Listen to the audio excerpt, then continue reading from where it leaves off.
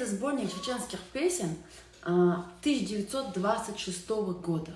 И вот в этом сборнике есть очень интересная мелодия, так и называется «Зикр», священная песня. В описании этой мелодии записано, что мюриды просят Аллаха об освобождении шейха, заключенного в тюрьму. А кто наших шейхов в тюрьму заключал? Это, естественно, русские оккупанты. Я вот вам сейчас сыграю эту мелодию. Сначала я сыграю в оригинале, как есть, и потом чуть-чуть модифицирую.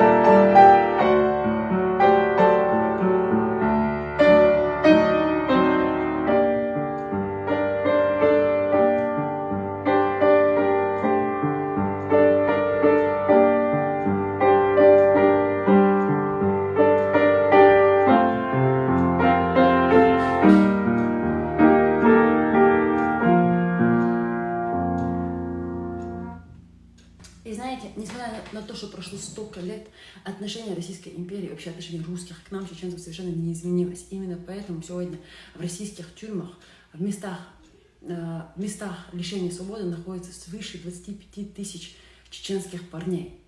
Почему? Потому что Россия свое отношение к нам не изменила. Мы являемся колонией, и, естественно, наш народ использует в своих интересах, и те, кто не согласны с колонизатором, их лишают свободы.